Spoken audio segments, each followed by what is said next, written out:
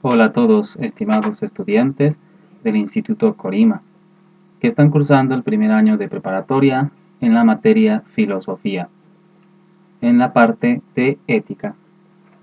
El tema de hoy que vamos a ver es autonomía y heteronomía moral, ¿sí? Que podemos encontrar en las páginas de su libro de la 168 hasta la 175. Eso es lo que vamos a trabajar esta sesión. Así es que bueno, hagan sus apuntes porque pues bueno, tenemos una clase muy interesante. ¿Recuerdan al principio de este curso de ética que trabajaron una lotería de posturas éticas? Bueno, deben recordar que por ahí resalta Emmanuel Kant, ¿sí? Y entonces vimos a grosso modo su teoría moral. En este caso, debido a que el tema no lo requiere, vamos a profundizar más en el mismo, ¿sí? Evidentemente, como ustedes ya deben conocer, Kant es el más famoso de los filósofos modernos, debido a que ha influido en el pensamiento actual. Y pues bueno, evidentemente ha revolucionado muchos pensamientos debido a que pues ha hecho una crítica de ciertos filósofos anteriores. Algo que cabe destacar sobre este filósofo es que él era de Prusia y aparte era educado en el rigorismo de los pietistas, es decir, era protestante.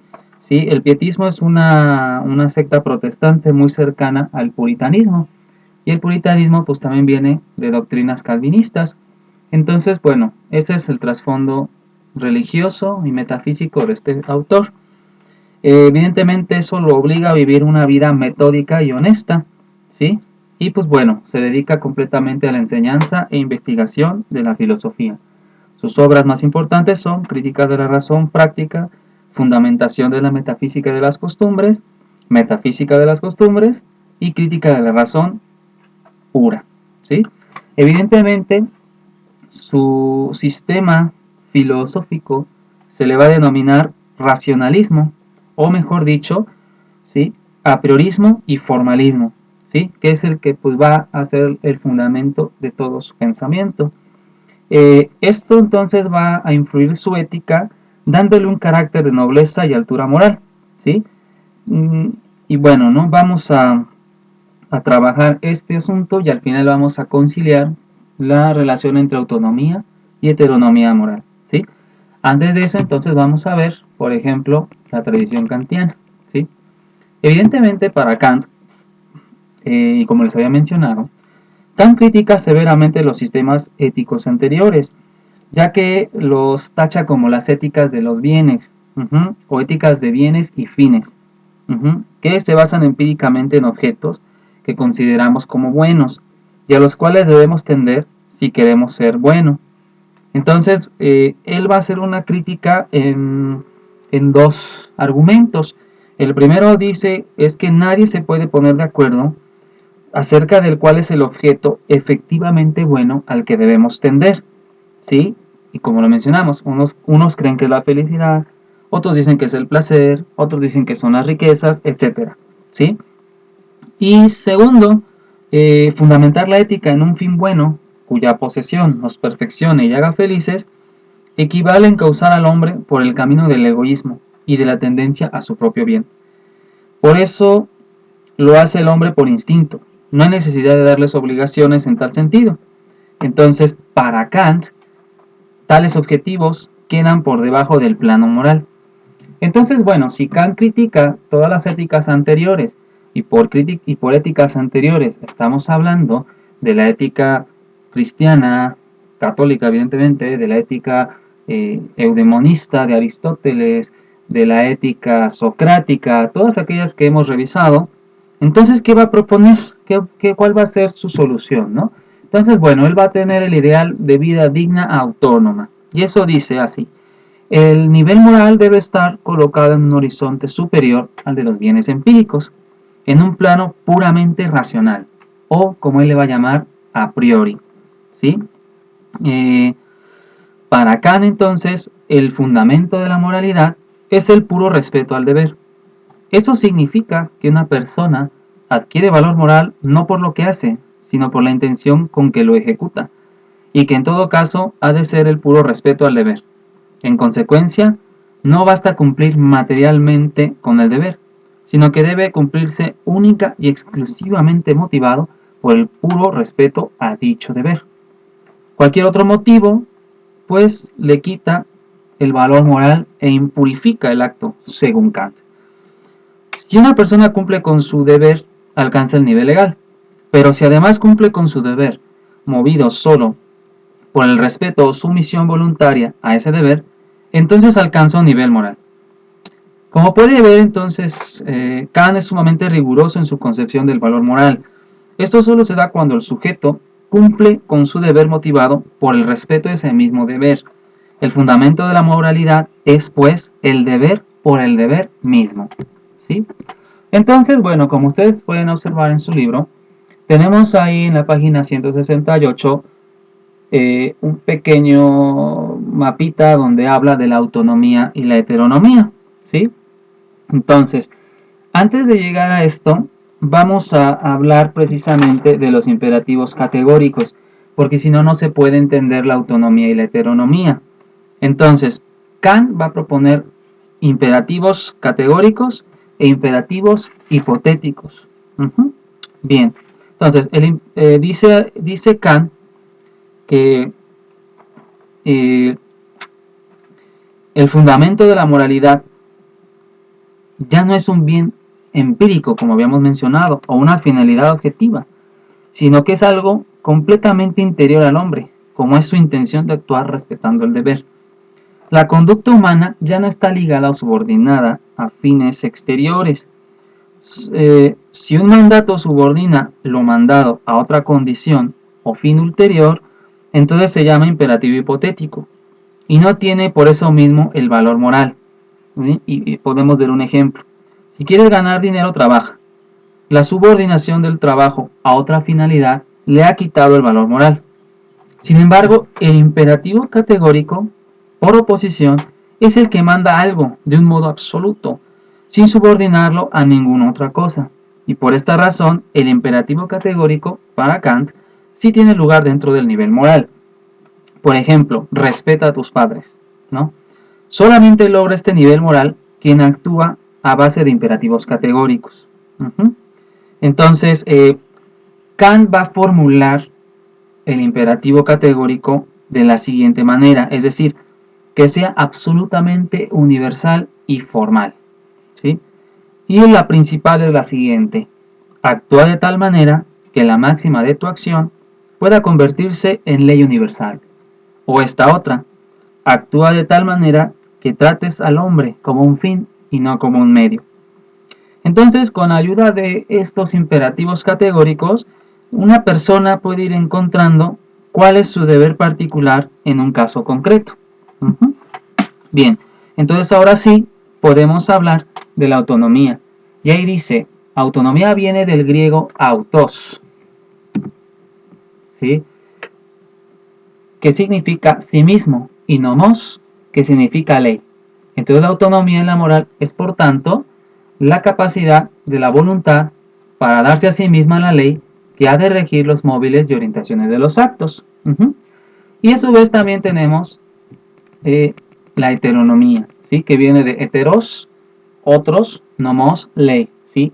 Es la heteronomía la obligación que proviene de una entidad ajena al propio sujeto, sea la ley natural, la recta razón, la tradición, los usos y las costumbres o leyes emanadas de una autoridad humana o divina, del Estado o de la religión, ¿sí? Entonces, bueno, ahí tenemos la diferencia entre estos dos conceptos, autonomía y heteronomía. Vamos a trabajar primero la autonomía del hombre, ¿sí? Entonces, ¿qué es la autonomía? ¿Sí? Bueno, el imperativo categórico da al hombre una autonomía completa, ¿sí? O sea, es decir, actúa por cuenta propia, su libertad. El hombre debe actuar por sí mismo, de acuerdo con el deber, emanado de su propia razón, sin aceptar coacciones o motivaciones o subordinaciones externas a él mismo. Entonces, bueno,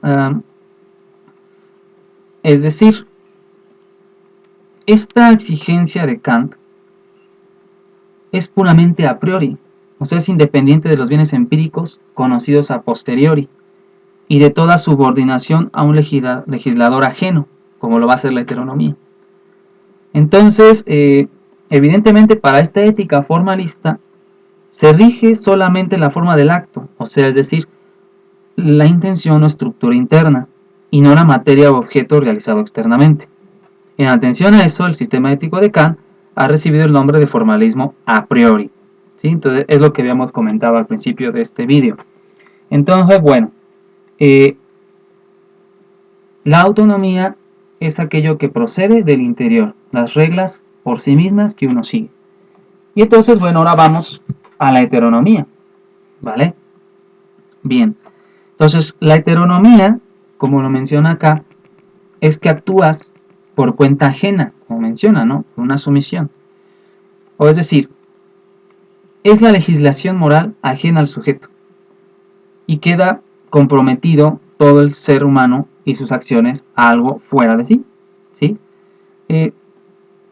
Entonces, esta postura sostiene que la obligación proviene de una entidad ajena al propio sujeto, sea la ley natural, la recta razón, la tradición, los usos, costumbres, leyes emanadas de la autoridad, etcétera, etcétera, como lo habíamos mencionado. Entonces, la postura heterónoma sostiene que debe tomarse en cuenta el objeto moral, es decir, lo que es bueno por sí y lo que es malo por sí, como por ejemplo amar, odiar, robar, matar, hacer el bien, ser honesto. Sostiene que por más buena voluntad que tengamos, lo que es malo en sí no puede volverse bueno. Sostiene que la moral surge de principios y normas que nos anteceden, a los que debemos ajustarnos, la ley eterna, la ley natural y los principios morales en general.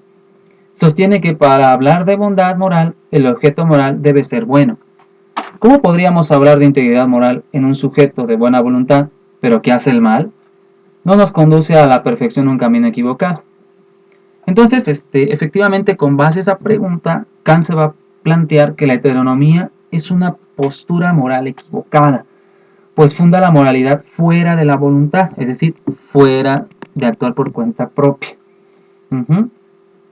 El error de esa postura, según Kant, es depender del deseo de felicidad, de una legislación exterior, promesas o amenazas. Para Kant, entonces, fundar la moral en estos factores es destruir el valor moral. Pues bueno, al final de cuentas, esto sería bueno, en su libro van a tener precisamente la conciliación de la postura heterónoma y autónoma. Y en la página 172 ustedes tienen una cuestión de falsa autonomía y falsa heteronomía. Y hay dos imágenes que lo representan. Entonces, pues la observan y efectivamente, ¿qué es la falsa autonomía? ¿No? Vamos a hablar primero de eso. Evidentemente, como dice por ahí, los dichos populares, todo exceso pues, también es malo y todo defecto es malo. Entonces, ¿qué queremos decir, no? Entonces, bueno, la falsa autonomía es cuando alguien proclama que no hay más ley que la suya, la ley del más fuerte, ¿sí? La anarquía, la arbitrariedad y el libertinaje, ¿sí? Es una postura irreflexiva que rechaza sistemáticamente cualquier norma o deber o ley, ¿sí? Quien sostiene esta manera de pensar pretende imponer su conducta como criterio de moralidad.